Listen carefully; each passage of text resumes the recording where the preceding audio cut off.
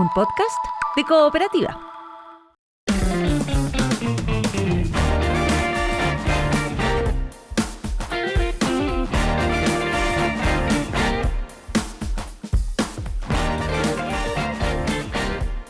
La tan esperada ley de la sala cuna universal está ahí siempre como en la puerta del horno, que va a salir y no sale por esto, por lo otro. Ahora se han ingresado indicaciones de parte del gobierno, todo parece indicar que hay más acuerdos que desacuerdos, pero para conocer la opinión y las claves de esta ley, vamos a conversar con la directora de Incidencia y Desarrollo de Fundación Ronda. ¿Por qué? Porque la Fundación Ronda ha impulsado siempre las políticas de cuidado en Chile y junto al Movimiento Ciudadano Sala Cuna Hoy ha liderado campañas justamente para que el acceso a la sala cuna sea un derecho garantizado, ¿no? Vamos a conversar entonces con María José Escudero. ¿Cómo estás, María José? Buen día. Muy buenos días, Cecilia, Esteban. Gracias por Sebastián, el espacio. por acá. Sebastián, perdón, es la mañana, me falta el café. Te vamos a mandar un cafecito. ¿Por qué, a juicio de ustedes, por qué ha sido tan compleja y no solamente una cosa de ahora o del fin del gobierno anterior, sino que en general ha sido tan compleja la implementación de un proyecto que a ojos de todo el mundo se ve tan beneficioso para la comunidad en general y en particular para las mujeres y para el empleo? Efectivamente, esta discusión no es de ahora, esto lleva ya casi 3 décadas de discusión en el Congreso, donde varios gobiernos lo han tomado y como bien tú decías, Cecilia, siempre en la puerta del horno se nos quema el pan y la verdad es que vimos bastantes avances con el gobierno anterior, donde llegamos a un mes de enero que pensábamos que íbamos a ver victoria y finalmente se vio frenada la discusión y ahora con un nuevo ejecutivo que teníamos resistencia también, teníamos miedo a cómo iba a ser lo que iba a suceder y la verdad, para ser brutalmente honesta, nos hemos encontrado con un ministro del Trabajo que es un activista también, al parecer, en temas de cuidado, que se la ha jugado con su equipo a buscar los mejores acuerdos de forma interna, pero también externa, pero que hoy está álgida la discusión. Ayer estuve en el Senado y hoy día también van a estar discutiéndose acá en el Congreso, en el ex Congreso en Santiago, y el lunes igual, y está difícil, está ruda la discusión. ¿Y por qué está ruda? Tiene que ver con el financiamiento, ¿verdad? Totalmente. Del 0,35 que va a ser compensado con una disminución por igual porcentaje de las cotizaciones, ¿no? Que nos paga el empleador para el seguro de cesantía. Exactamente, nosotros y nosotras desde nuestras organizaciones sociales lo que vemos es que efectivamente hay un problema y un conflicto de intereses en este momento por los temas de financiamiento. Sabemos que hay una estrechez fiscal que ha generado que también desde el Estado no se puedan poner los montos necesarios para cubrir ellos también una parte importante de esta cotización, que fue un poco lo que pedían las empresas en el mes de enero, que también un sector se puso más también intransigente de no avanzar con esto, sobre todo las de menor tamaño, si es que no venía financiado, y eso fue en definitiva lo que bloqueó la conversación, más otras cosas partidistas que siempre suceden. Pero sí podemos ver que por otra parte las empresas también, y es una realidad, no es mentira, están con más estrechez económica por todas las otras leyes que han sido sin duda maravillosas y que hemos estado ahí como Ronda en primera fila para que salgan adelante, como la ley de 40 horas, como también la reforma y otras cosas que han encarecido el salario mínimo. Y el salario mínimo, que no ha sido solo una vez que se ha reajustado. Yo lo vivo como emprendedora social, que tengo 160 personas contratadas. Vivo en carne propia esos cambios, eso es una verdad. Pero hoy día efectivamente la fórmula que presentó el gobierno actual ha generado un debate y eso es lo rudo que vemos que estamos enfrentando. Pero concretamente la frase fue, ¿saben qué? Así, de esta manera, las trabajadoras se van a tener que financiar ellas mismas la sala cuna universal. ¿A ese punto? Lo que pasa es que hay distintas interpretaciones. Nosotros desde al menos Fundación Ronda y lo que hemos visto con las otras organizaciones también del movimiento, obviamente que no era el ideal, obvio. Esto no es algo que nos guste. Pero por lo que yo he escuchado y he sabido de los propios expertos y que incluso Mario Marcel lo ha dicho, que sabemos que era el que lideraba el tema de Hacienda desde el gobierno anterior, el impacto no sería tal como se siente desde la ciudadanía. Entendemos que es alrededor de un 7% que afecta al fondo. No afectan los flujos pasados de las personas, no se mete en lo que ya tenemos acumulado, sino en los flujos futuros. Efectivamente un impacto, pero... Ahí perdimos la comunicación. Estamos conversando con María José Escudero, directora de Incidencia y Desarrollo de la Fundación Ronda. ¿Te tenemos, María José, de vuelta? Parece que sí. Ya vamos a estar ahí con la comunicación para seguir hablando de este tema de la Sala Cuna Universal y las claves para poder entender estas indicaciones que se han aplicado por parte del gobierno y el impacto que esto puede tener en el empleo femenino. Claro, lo bueno es que en la mayoría de los puntos, digamos, hay acuerdos, sobre todo en que sea universal, que sea para hombres y mujeres, no solamente para las mujeres, y se termina con esa cláusula que había, viste, que las empresas que tenían más de 20 personas tenían la obligación de tener la sala cuna universal. Entonces muchas empresas llegaban a 19 y frenaban. Y frenaban y dejaban de contratar mujeres, porque además era para las mujeres. Exacto. Solamente. Entonces ahora se va a terminar con aquello. Pareciera entonces que el tema del financiamiento es el donde se está topando. Hay gente que está muy muy en contra, que dice sí va a afectar el fondo de cesantía. Claro. Te escuchaban ayer en el debate, en el primer café, sí, que justamente habían dos visiones, que uno decía sí va a afectar y la otra no va a afectar. Claro, es bien llamativo. A ver, María José, ya estamos de vuelta contigo. Ahí sí me caí. Complementemos esa respuesta que nos estabas dando, por favor. Sí, lo que pasa es que nosotros creemos que, claro, lo más salomónico y lo que hubiera dejado más contenta a la ciudadanía efectivamente es que hubiese sido una propuesta de financiamiento tripartito, que la empresa hubiese puesto algo, el Estado otra parte y quizá el seguro otra. Pero efectivamente el 100% del seguro, eso trae un resquemor y trae esto que estamos viendo, un revuelo. Claro, María José, te quiero pedir que hagamos un poquito de pedagogía para los que no necesariamente están tan metidos, involucrados, ni lo entienden tanto. Expliquemos un poco cómo va quedando o cómo se está configurando en este minuto el tema justamente del financiamiento de esto, porque se habla del seguro de cesantía. Algunos dicen, bueno, pero yo ya tuve cabros chicos o no voy a tener cabros chicos, ¿por qué se van a meter ahí? A ver si podemos desarrollar un poquitito cómo va quedando eso en este minuto, que es como el centro, el néctar del debate en este instante.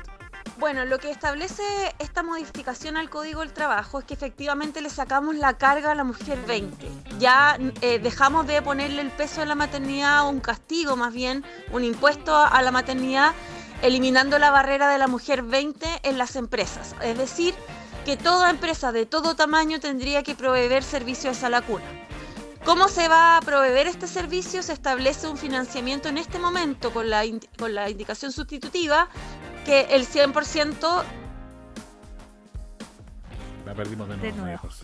Pucha, tenemos problemas ahí con la comunicación telefónica con nuestra entrevistada en este tema tan interesante, que bueno, es el tema del financiamiento. Claro, el tema es que para las empresas, como bien decía María José, porque ellos están de acuerdo, porque no tener que incurrir en más gasto, porque eso encarece el contratar personas. Ya me han puesto muchos desafíos, como tú decías, claro, sueldo mínimo, 40 horas. Entonces no, pero claro, lo ideal sería que sean aportes tripartitos, empleador, trabajador y Estado, ¿no? En este caso va a ser solamente aporte del trabajador a través del fondo de cesantía.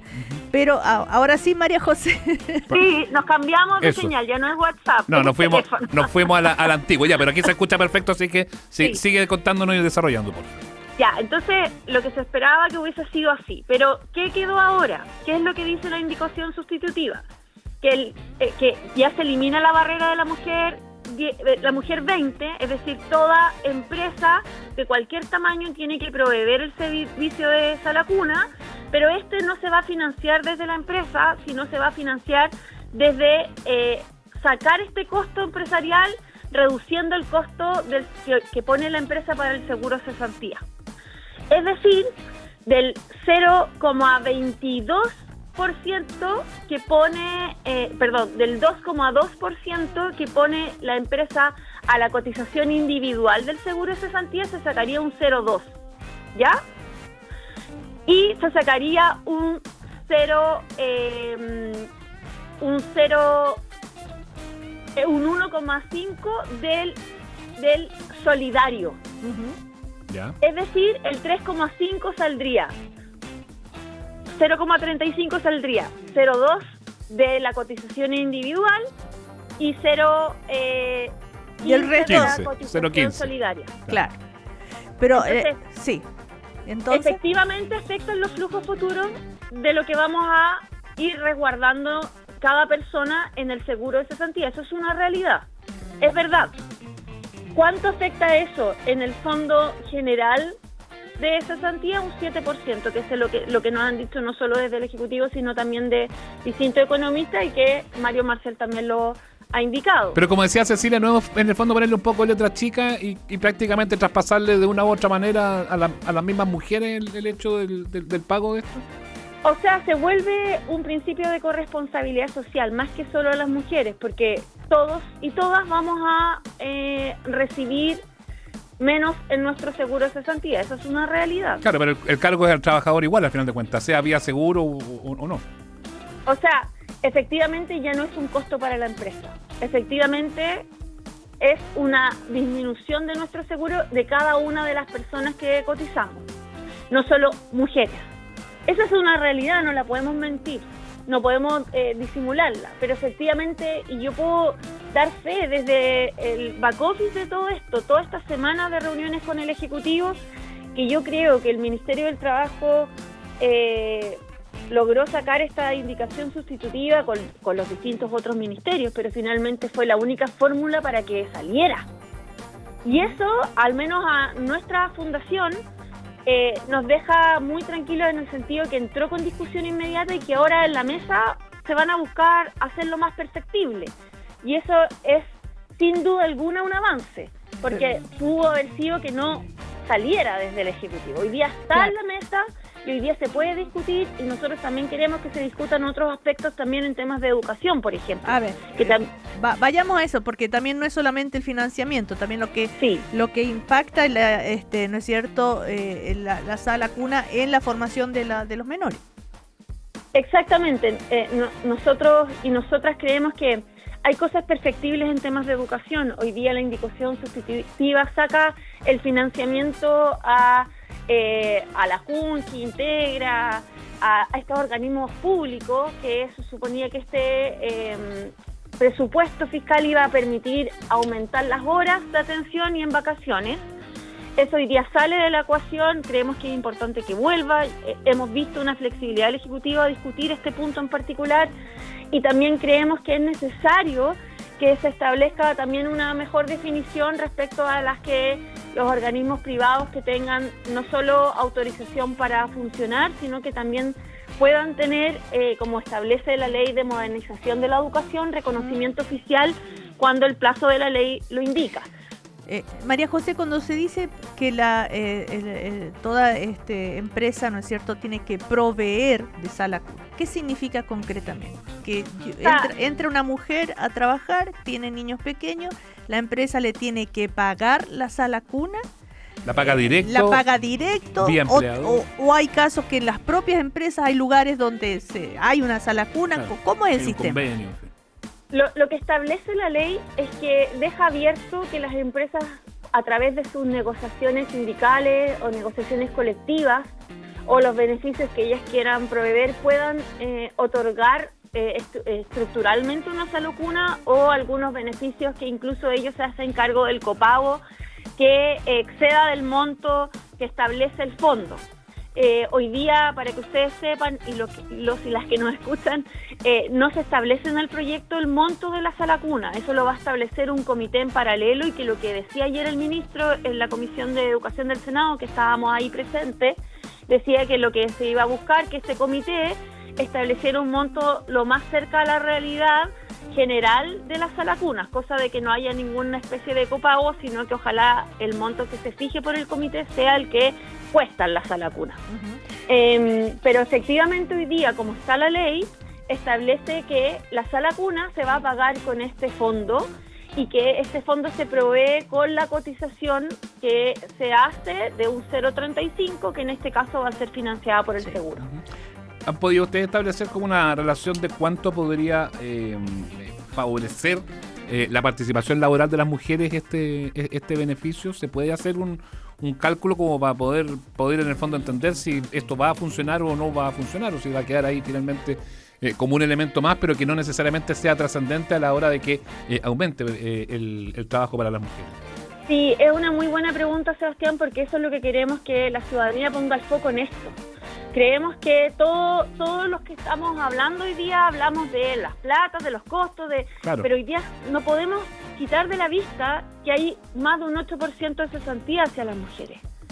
Que hoy día tenemos a más de cientos de mujeres sobre todo, y nosotros en Ronda trabajamos mucho en terrenos de Arica a Punta Arenas y vemos sobre todo cómo las mujeres vulnerables socioeconómicamente, que son jefas de hogar, que incluso cuidan a hijos e hijas con discapacidad, y cómo hay un grupo importante de estas mujeres que son con hijos menores de 2 años que están con tasas de desempleo gigantes. Entonces, hoy día el poder sacar adelante Sala Cuna estimamos que puede abrir puertas de 15.000 puestos más laborales a 150.000 que se puedan abrir para ella.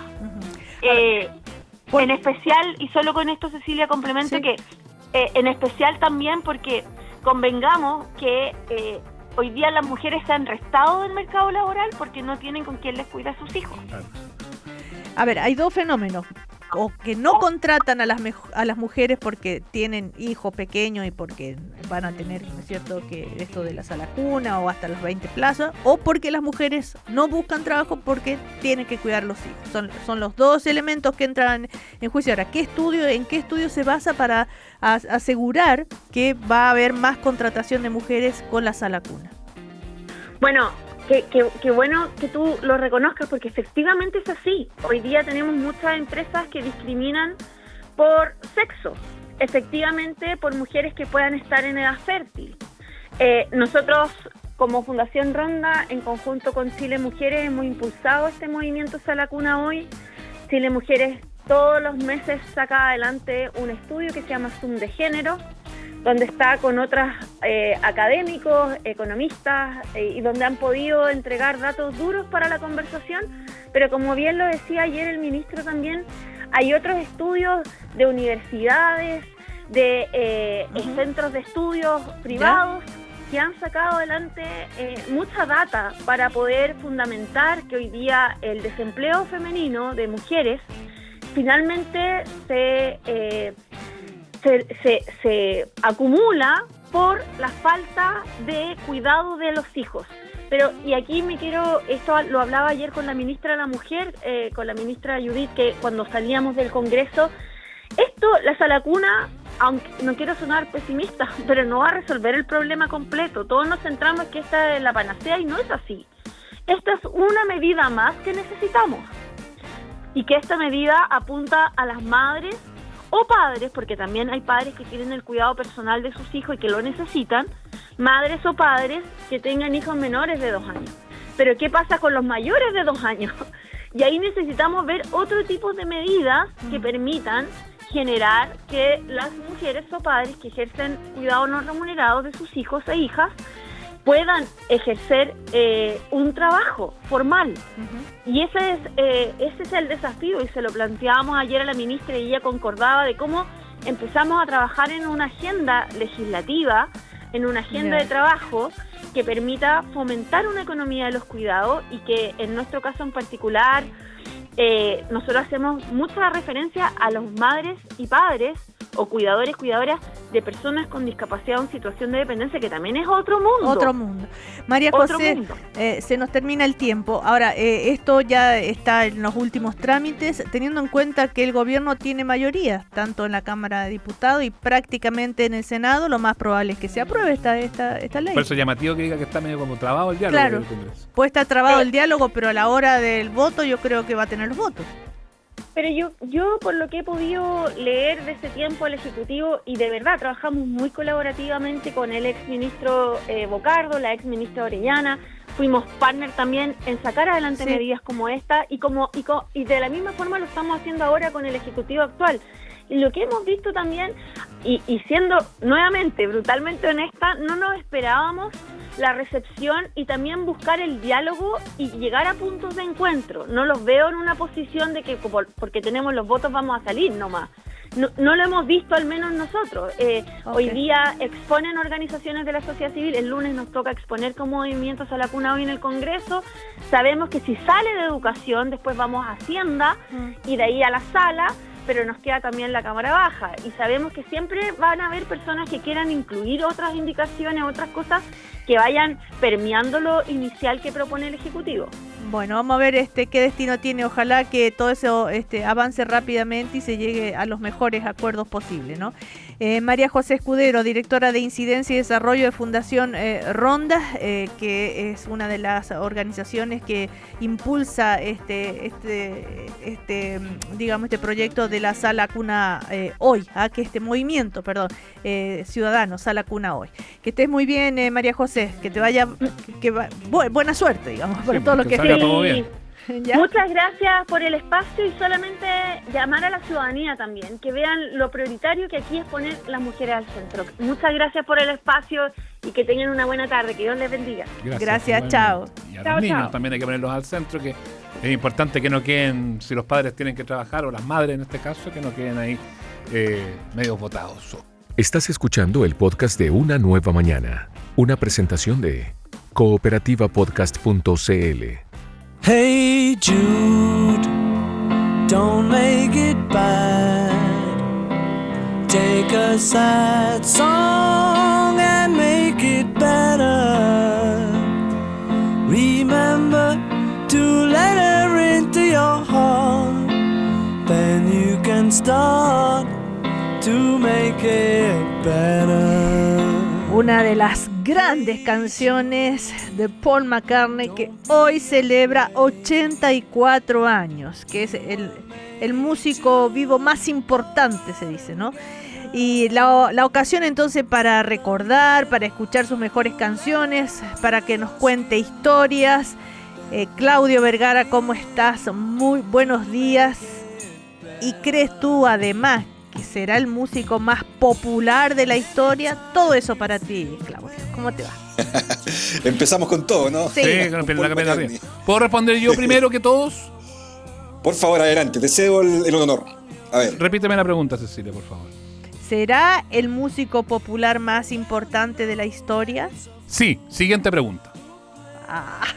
Ya, siguiente pregunta. Yo también apoyo la moción. Bueno, le puede disputar John Lennon, que es su partner y su compañero en los Beatles, por supuesto. Pero claro, John Lennon tuvo un desarrollo, por la trágica muerte, tuvo un desarrollo bastante más limitado como autor, murió a los 40 años. Paul McCartney sigue hasta el día de hoy. Hace 2 semanas acaba de lanzar un disco estupendo, excelente. Entonces, claro, ese tiempo mayor hace que Paul McCartney sea hasta el día de hoy, hasta el siglo XXI, un artista absolutamente vigente, y hay un poco de desbarajuste la balanza quizás a la hora de hacer ese análisis, pero por supuesto que es el músico popular más importante de la historia del siglo XX. Probablemente no vaya a haber otro, ni exista otro tan importante, ni vaya a existir otro en toda la historia tan importante, tan relevante e influyente como Paul McCartney. O sea, no, se me hace difícil pensarlo. Sí. Oye, bueno, puede ser Vivaldi, puede ser... La música popular. Pero en esa época Vivaldi era popular. Claro, a eso voy, que depende de las épocas, porque yo digo depende ahora a un adolescente le decís, ¿es Paul McCartney más popular? Y ¿Quién te dice? No, Marcianeque te dice. Sí. Bad Bunny, para adolescente puede ser Bad Bunny. Bad Bunny. Sí. Oye, lo mencionaste, bueno, y las historias van a ir por la historia, o sea, valga la redundancia, pero lo mencionaste recién, sacó un nuevo disco, tú dices excelente, yo no lo he escuchado solamente el single. Pero igual ha tenido su resistencia. Yo ya no sé si es capricho de algunos críticos o qué, pero me interesa un desarrollo tuyo al respecto. Sí, lo que pasa es que con Paul McCartney siempre está el fantasma de que puede ser el último disco, de que puede ser la despedida definitiva. Tiene 84 años, está en un periodo por supuesto más otoñal de la vida en términos del desarrollo de su carrera también.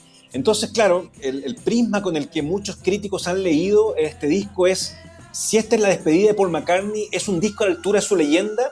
y por supuesto muchos críticos han dicho que es un disco que a momentos es irregular, que a momentos es bueno, en otros momentos no tanto.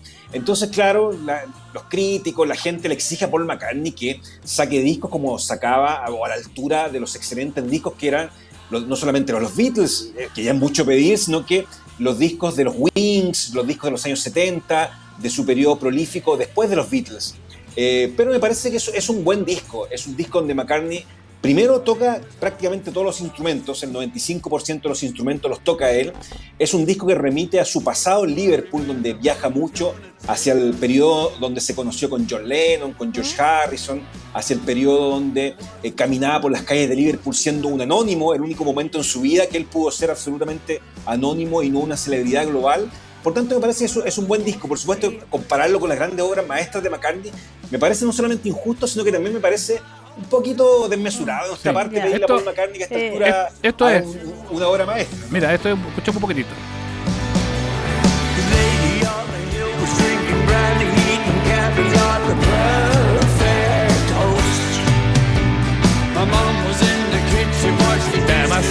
Además sirvió para reunir a la mitad de los Beatles, los que quedan vivos, porque en la batería está Ringo. Así es, esa es la primera canción donde se reúne con Ringo en su vida, en su historia, una suerte de pináculo de reunir a los Beatles, a quienes han sobrevivido esta historia larga de los Beatles, pero también de decir, me voy a juntar con mi compañero de toda la vida, ya cuando los dos estamos en un periodo donde puede ser complejo seguir haciendo tantos discos para adelante, ¿no? Claudio, a ver, tú nos prometiste y yo le prometí a la audiencia que íbamos a recordar 8 canciones, una Exacto. por cada década. Sí, una por cada década de McCartney. Vamos con la primera, escuchémosla. Vamos. Close your eyes and I'll kiss you. Tomorrow I'll miss you. Remember I'll always be true. And then while I'm away, Esta es All My Loving, que es la primera canción que yo escogí porque es la primera canción que en los Beatles Paul McCartney compone prácticamente al 100%. En la época previa se habían repartido las labores con John Lennon, componiendo muchos temas en mitad y mitad o con ciertos porcentajes para cada uno. Pero el tema es que todo se confunde en el papel, Claudio, con esto de que fueron sociedad. Y por más que las canciones las hiciera o solo Lennon o solo McCartney, para efecto del catálogo son todas Lennon-McCartney. Exactamente, claro. Y esta canción es la primera donde McCartney brilla con vuelo propio. Es una canción donde demuestra su dinámica como gran compositor de pop, como un compositor con melodías bailables, recordables. La genialidad de Paul McCartney es que contó que esta canción la hacía en un bus mientras se afeitaba. Le vino la inspiración primero en la letra, cosa que era un poco rara en la dinámica de componer y de escribir de Paul McCartney, que siempre se le ocurría la melodía. Le vino esta letra de un amor que se deja en la distancia. Hay muchos teóricos de los Beatles que dicen que esta canción está inspirada en alguna novia que tenía Paul McCartney en Inglaterra y que la tuvo que dejar por las giras de los Beatles, por los grandes compromisos mundiales de los Beatles, y es una canción un poco de añoranza al amor que se deja en la ciudad natal. Pero como fuere, bueno, Paul McCartney la escribe y es una letra muy muy linda, es una canción muy pegajosa que luce no solamente a Paul McCartney, sino que también a la guitarra de George Harrison. ¿Aquí ya eran los Beatles o todavía eran esa banda que circulaba por bares en Londres? No, ya eran los Beatles, en el año 63, sí, ya eran los Beatles. Ya eran los Beatles. Ya era el segundo disco de los Beatles y ya eran derechamente los Beatles con All My Loving. Es una canción que, a todo esto, a John Lennon le costaba mucho reconocer las canciones buenas que había hecho Paul McCartney, pero decía que esta canción era una maldita canción de Paul McCartney, o sea, malditamente buena, una jodidamente buena canción de Paul McCartney. Te sigue la línea debajo de la canción y es McCartney genuino. Sí, seguimos con otra, Yesterday.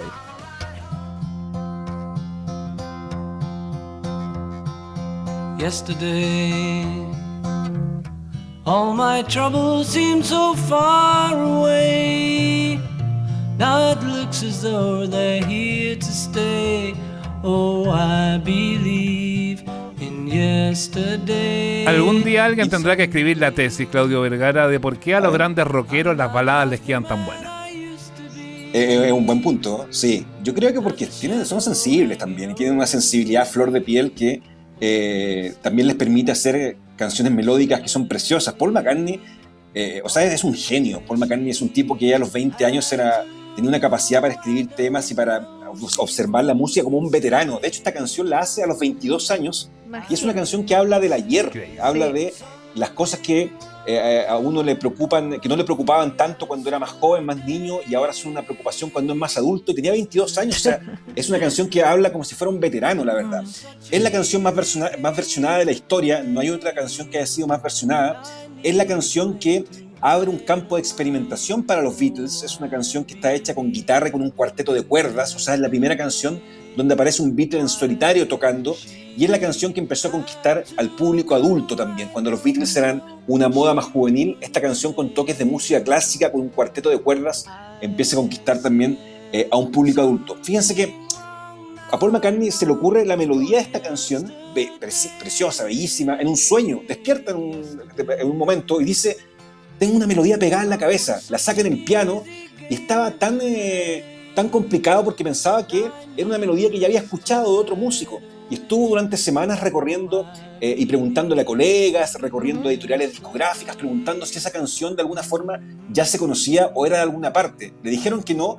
Paul McCartney decía que se sentía como entregándole algo a la policía, como si le debiera algo a la policía, y finalmente le dijeron: no, esta canción es tuya, la hace Paul McCartney, se le ocurre la melodía, y fíjense que la primera letra que se le ocurre a Paul McCartney para bautizar la canción es Scrambled Eggs, que es huevos revueltos. ¿Por qué? Decía que era una forma de finalmente bautizarla de esa manera y de que, bueno, finalmente tuviera un nombre particular. Y fíjense que muchísimo tiempo después, muchísimos años después, Paul McCartney hizo una humorada en el Late Show de Jimmy Fallon en Estados Unidos, y la cantó como huevos revueltos, como Scrambled Eggs. Escuchémosla, mira, escuchemos esa humorada. Remember the words? Yes. Scramble eggs. No, scramble eggs. Scramble eggs. Scramble eggs. Count 3 and 4. Scramble eggs. Oh my baby, how I love your legs. Not as much as I love scrambled eggs. Oh, we should eat some scrambled eggs. Waffle fry. Oh my darling, how I love your thighs. Buenísima versión de los huevos revueltos. Igual, la canción hubiese sido distinta en vez de Yesterday, si se hubiese llamado Huevos Revueltos, no sé si hubiese tenido tanta épica, solemnidad como la que estamos ahora. Sí, está demasiado mundano lo de los huevos revueltos. Sí. Como para tanta canción. El sentido del humor también de Paul McCartney. Buenísimo. Oye, Totalmente. vamos a otra. Escuchemos algo y háblanos algo de un recuerdo de su vida de infancia en Penny Lane. Penny Lane, there is a barber showing photographs of every head he's had the pleasure to know, and all the people that come and go. Stop and say hello. Sí, es impresionante cómo los Beatles en general estaban muy obsesionados, uno podría decir, o muy fijados con la infancia, con escribirle su infancia. Insisto, debe ser porque fue el único periodo de su vida en que fueron personas absolutamente normales. Después se transformaron en no solamente en los músicos, sino que probablemente las personas más conocidas de la Tierra. Sí. Entonces eso lo hacía mucho volver a la infancia, y Paul McCartney escribe Penny Lane pensando en una calle, en una rotonda muy famosa que hay en Liverpool, que todavía persiste, por supuesto, donde describe un poco el lugar con la gente que hay en una calle cualquiera: un barbero, una enfermera, un banquero, un bombero, algunos transeúntes que van pasando. Hace una descripción bastante pagana y bastante simple de lo que es una calle, pero lo transforma en una versión preciosa, que ya John Lennon quería hablar de Penny Lane en un momento. De hecho, John Lennon fue el primero que en algún momento insistió o intentó hablar de Penny Lane en una canción que se llama In My Life, también del periodo de los años 60 de los Beatles. Pero bueno, McCartney de alguna manera le gana la partida y graba y escribe esta Penny Lane, que es una canción preciosa. Fíjense que en 2018 McCartney volvió a Penny Lane en el programa de James Corden, en el Carpool Karaoke. Sí, y ingresó a la barbería, de ahí que describe la canción a cortarse el pelo. Ingresó a la barbería y saludó a su gente, y bueno, tuvo un momento ahí de recuerdo para sus años mozos con esta bellísima pieza del año 67. Es como una vuelta al barrio finalmente esta canción. Y ese que tú recuerdas del Carpool Karaoke con Corden es genial, para los que lo puedan ver en YouTube. Sí. Porque fue espontáneo, sin avisarle a nadie, y estaba toda la gente normal, y se van dando cuenta de que está ahí al lado Paul McCartney en un minuto. en un minuto, un paréntesis cortito, estaban en un bar tomando cerveza la gente ahí, y de repente salen las cortinas en el escenario y sale Paul McCartney cantando, y quedó la locura. No, la locura total. Corría todo el mundo a tratar de ver un pedacito de ese show. Sigamos adelante, Claudio. Mira, tenemos ahora esta que es rockeraza, que los fanáticos de los Beatles entenderán que es una canción que es una suerte de punto aparte de la historia de McCartney. Escuchémosla.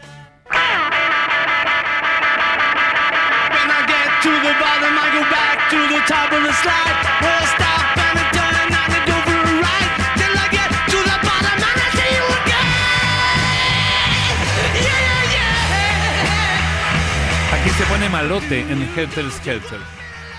Sí, porque, claro, lo que tú decías, Seba, que Paul McCartney tenía esa posibilidad de escribir canciones melódicas muy solemnes, muy elegantes, muy bien cuidadas, muy bien bordadas, pero también podía hacer estos desmadres salvajes como es Helter Skelter, que es una canción del año 68 del álbum blanco, que McCartney la hace después de que lee un artículo donde se refieren a las canciones de The Who, del grupo The Who, grupo inglés contemporáneo a los Beatles, donde un periodista decía que eran las canciones más ruidosas y salvajes que se habían hecho hasta ese momento.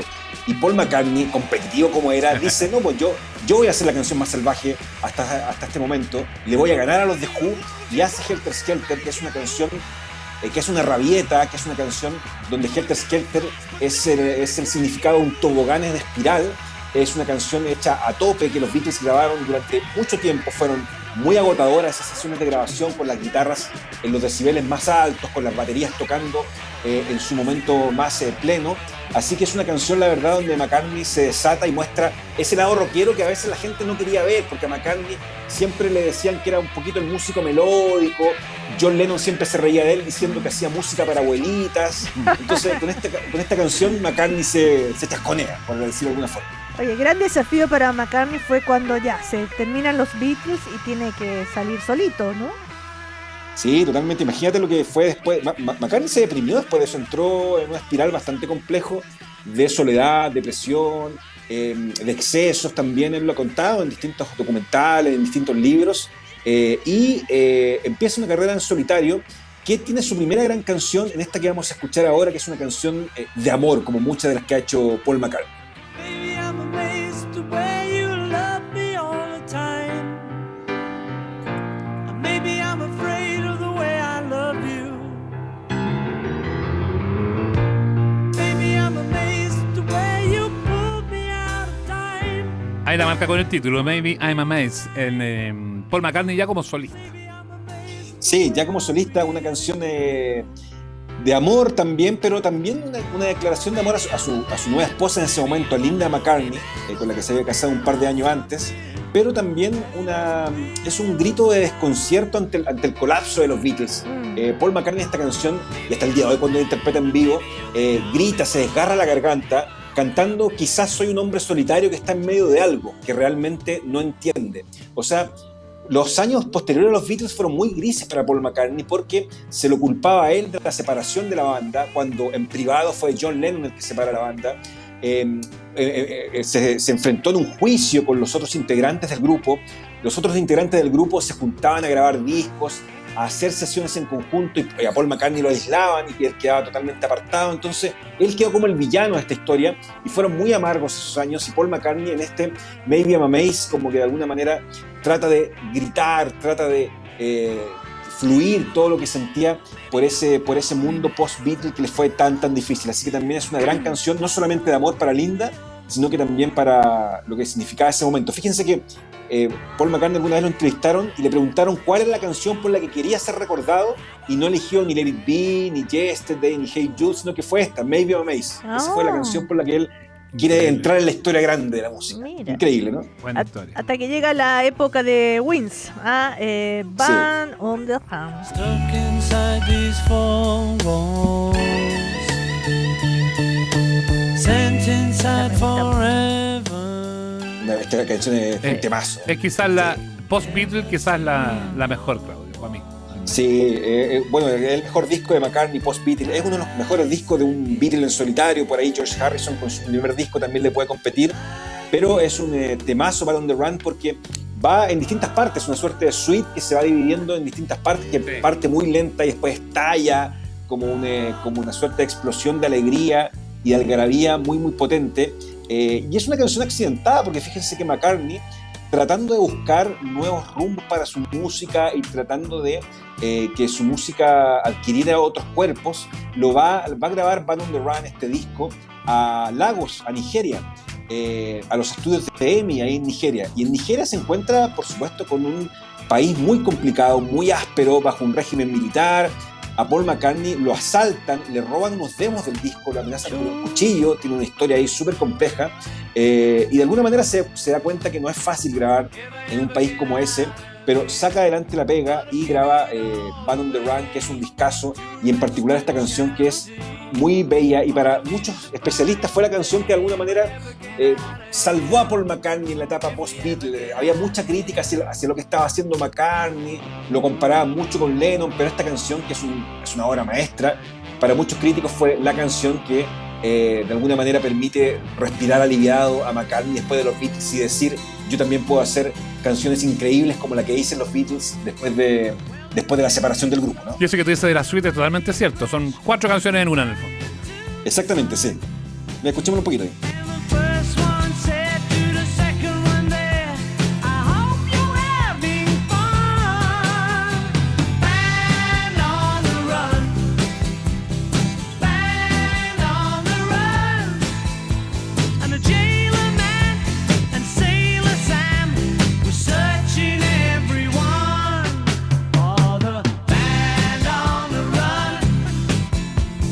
Canción muy buena, y hasta el día de hoy incluida en los sets en vivo de Paul McCartney, uno de los grandes momentos cuando toca esa canción en los conciertos que han pasado por Chile, la verdad, varias veces. Siempre suena. Vamos con otra. Sí. Here Today. And if I said I really knew you well, what would your answer be? If you were here today. ¿Por qué le eliges esta, Claudio? Sí. No es tan del catálogo más tradicional. Exactamente, te iba a decir. Sí, la elijo porque tiene una historia bellísima y muy linda y muy emotiva. Paul McCartney compone Here Today después del asesinato de John Lennon. Es una canción que él escribe en 1981 y es una canción donde Paul McCartney imagina la conversación que tendría con John Lennon ya no estando John Lennon. Lo que se deberían haber dicho, lo que no se dijeron, lo que le dice ahora Paul McCartney cuando John Lennon ya no está. Paul McCartney siempre dice que en la época en que él creció, tanto en Inglaterra como en todo el mundo, para los amigos era súper difícil decirse te quiero, me encanta estar contigo. Probablemente hasta el día de hoy sea difícil, pero en esa época Paul McCartney decía que era particularmente complejo y probablemente fueron cosas que nunca le dijo a John Lennon. Nunca le dijo te quiero mucho, me haces bien, y en esta canción Paul McCartney recompone esas deudas y le dice a John Lennon todo lo que no le dijo en vida, como dos amigos que crecieron juntos y formaron la mejor banda de todos los tiempos. Y por supuesto que hay algo de ironía en la canción.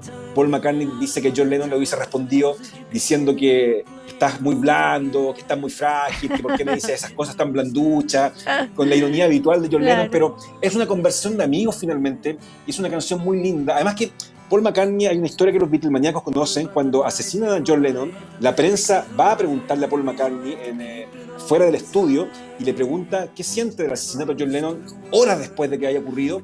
Paul McCartney se muestra súper choqueado, dice algo así como es una lata que haya pasado, y mucha gente lo interpretó como un gesto de desidia. Sí, como con desdén. Como un desdén, como que no estaba particularmente conmovido, como que no estaba... Pero Paul McCartney estaba en absoluto shock. Pero hasta el día de hoy es una cuenta que se le pasa a McCartney, que se le vio como no tan compungido después del asesinato de John Lennon ahí en Nueva York. Y esta canción sirve un poco para callar esas dudas, para de alguna manera unirse al amigo que tuvo toda su vida. Bueno, lo nuevo de Paul McCartney ya lo escuchamos. Con Tuas, ahí ya lo escuchamos, sí, con Ringo. Sí. Ya, eso. Ahí está de nuevo. Suena potente, ¿eh? Suena bien. Suena bien. Ahí está. Y además grabó bien en el tono, porque convengamos que la salud vocal de Paul ya no está tan buena como antes. Está medio pollo fuentiano, por decirlo de alguna fuente, así medio con harto voz caprina, como decía Yolanda Montesinos, que no era la que tenía. O sea, en el fondo la vida lo llevó un poco hacia allá. Ahora, Claudio, al cierre de la columna, tú nos propones un bonus track. Exactamente. Escuchemos el bonus track y les cuento por qué.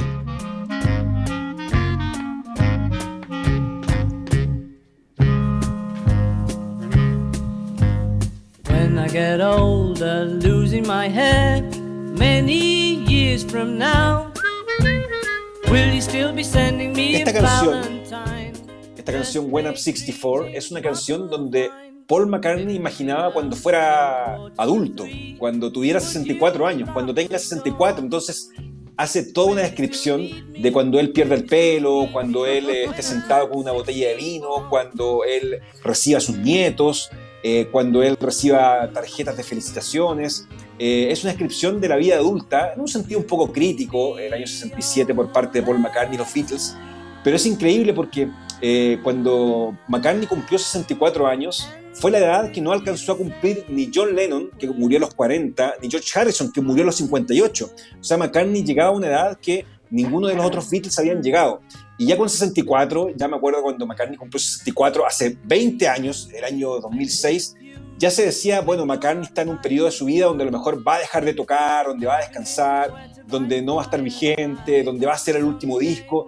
Y es increíble que han pasado 20 años y McCartney sigue sacando discos, sigue de gira y sigue demostrando que es absolutamente vigente hoy a los 84. Pasó largamente los 64 en buena hora y hoy con 84 Paul McCartney sigue presente entre nosotros, pero esta canción, que es una oda a la vejez, es bastante significativa. Es una hermosa oda a la vejez. Sí, no, exactamente. Bueno. Oye, las últimas 2 veces al menos que ha venido McCartney a Chile, siempre se dice la última y después viene otra. ¿Es verdad que en carpeta hay algo para que pueda volver o no? Mira, yo sé que se ha preguntado porque McCartney siempre vuelve a Sudamérica, en particular a Brasil, donde tiene un mercado gigante, donde toca en ciudades muy distintas.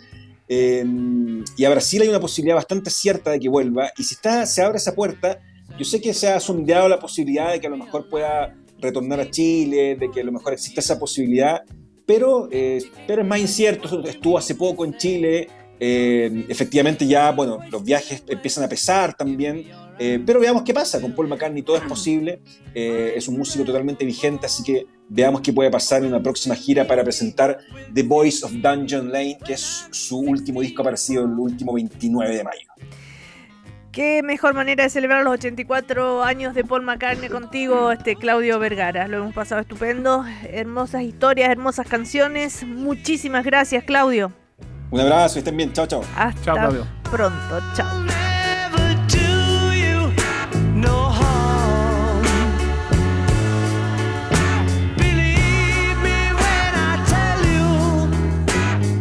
Aquí termina el podcast de Una Nueva Mañana. Cooperativapodcast.cl. Otra forma de escuchar Cooperativa.